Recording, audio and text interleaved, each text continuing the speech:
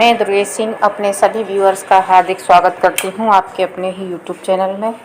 और मैं आज आपको पढ़ाने वाली हूं क्लास 11th की पोएम ए फोटोग्राफ, जिसको शिरलेट ओल्सन ने लिखा है। इनका फुल नेम था, शिरलेट ओल्सन का फुल नेम था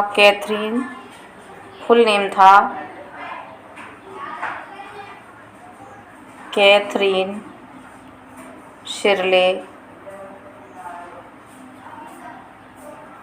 टोल्सन।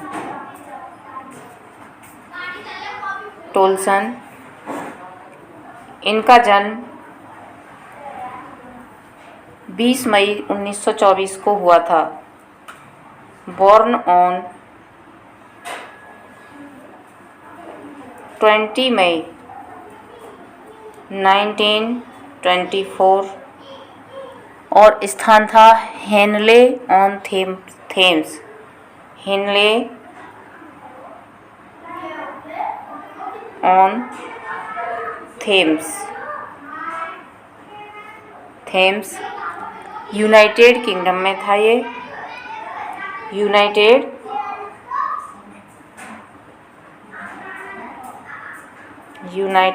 किंगडम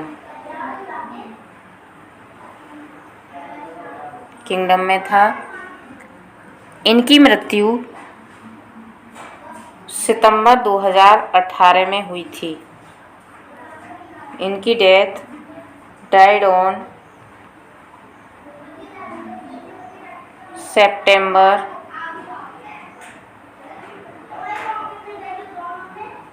2018। इनकी राष्ट्रीयता ब्रिटिश थी। नेशनलिटी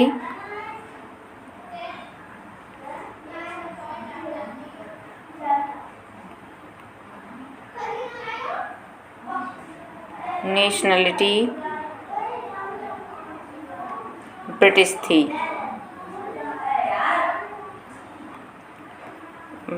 थी। और इनकी एजुकेशन बरबैक यूनिवर्सिटी ऑफ लंदन में हुई थी। एजुकेशन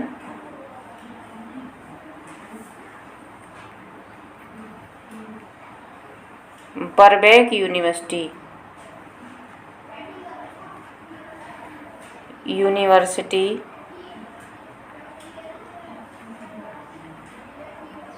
लंदन में हुई थी। और इनकी मैरिज नॉर्मन टोल्सन के साथ हुई थी। मैरिड टू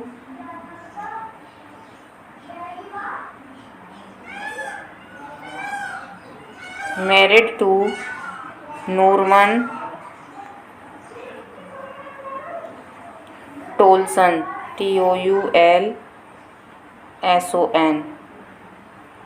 ये एक आर्मी में लेफ्टिनेंट थे, आर्मी ल्यूटिनेंट थे।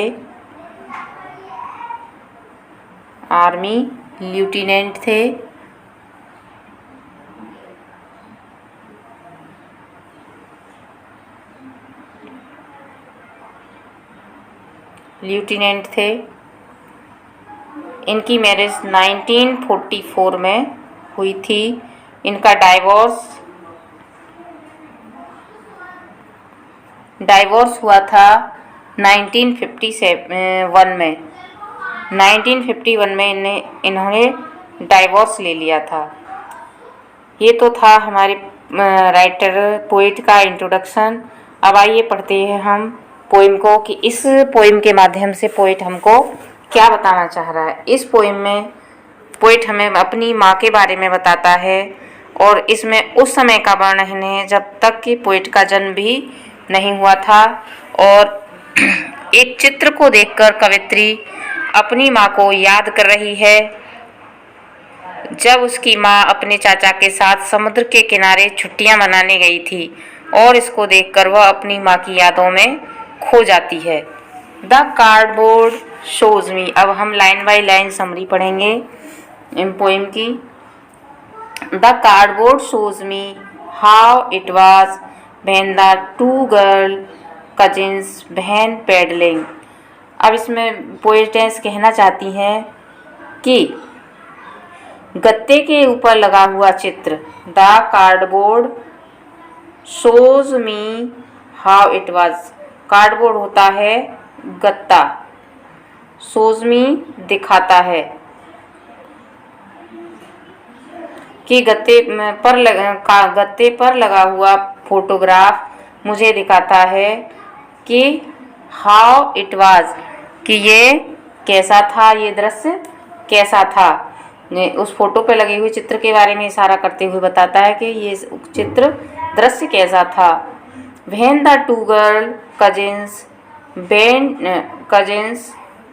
वेंट पैडलिंग, जब दो चचेरी बहनें पैदल पैदल समुद्र पर सैर के लिए जाती हैं। ईच वन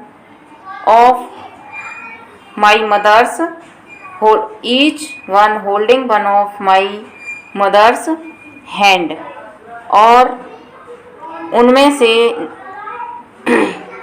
और उनका हाथ थामे समुद्र के किनारे जाती हैं छप छप करती हुई।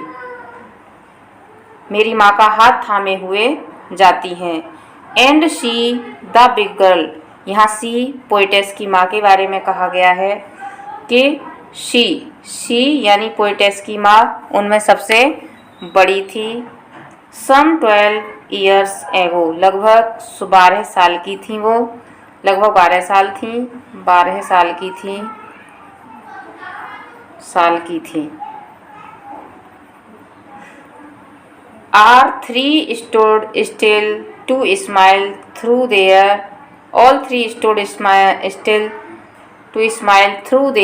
hair, और वे सभी तीनों अपने बालों के पीछे से मुस्कुराती हुई हंसी में खड़ी थीं।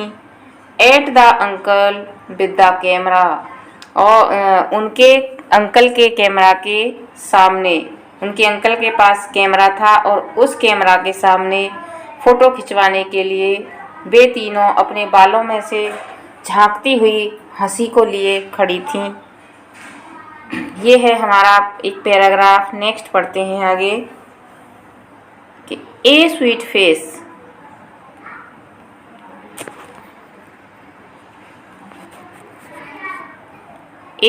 Face my mother's that was before I was born. एक प्यारा सा चेहरा, ए स्वीट फेस एक सुंदर चेहरा।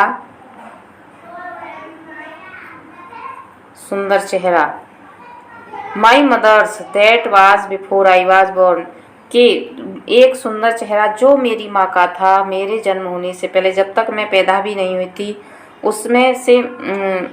उससे पहले सबसे सुंदर चेहरा मेरी माँ का था।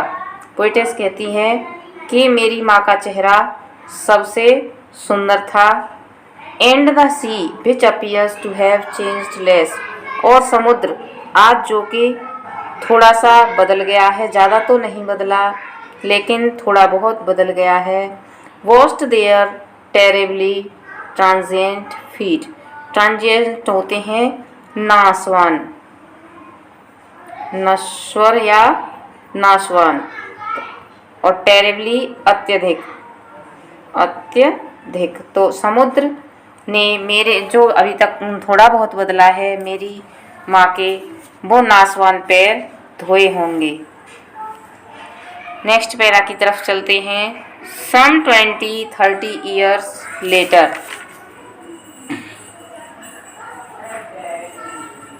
some 20-30 years later, she would thought at the snapshot.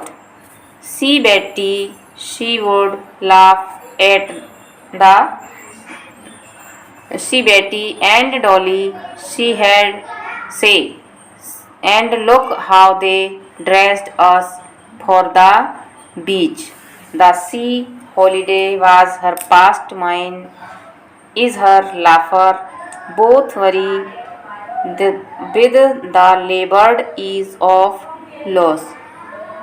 Some 20-30 years later, लगभग 20 या 30 साल के बाद, लगभग 20 या 30 साल के बाद would have laugh at the snapshot, वह फोटो को देखकर हंसती है और कहती है सी बेटी देखो बेटी, सी बेटी देखो बेटी, देखो बेटी।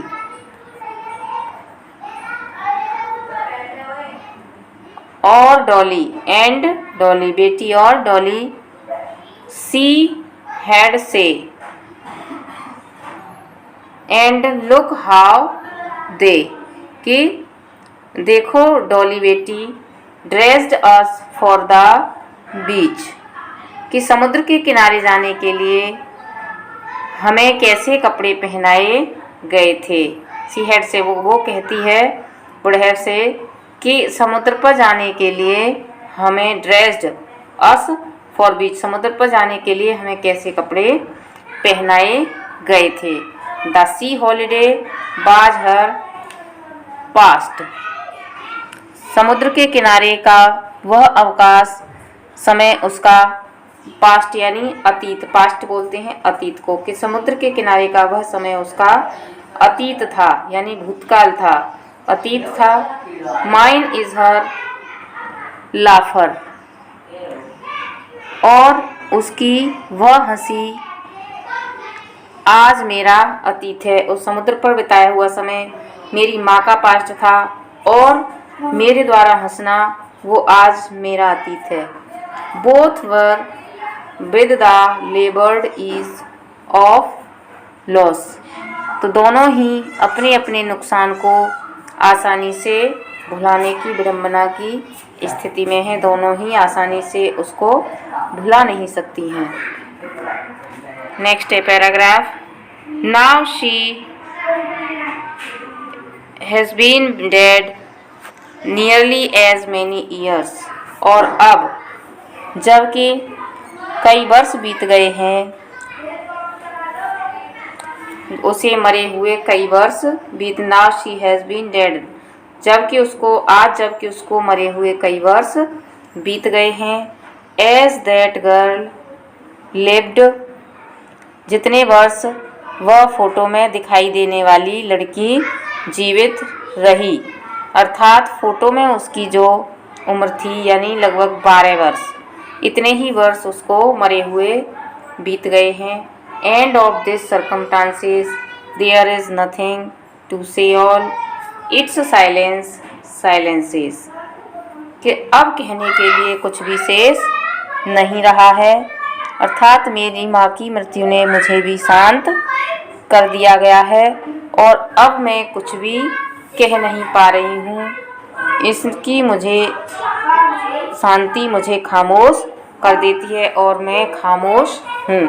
साइलेंस शांति और शांति, कि अब मैं शांत हूँ और अब मैं कुछ कह नहीं पा रही हूँ, मेरा गला भर आया है, यानी पोएटेस इतनी भाव विभोर हो जाती है कि उसका गला भराता है अपनी माँ की याद में और वो बोलना बंद कर देती है कि अब मेरे बस में बोलना नहीं रहा है।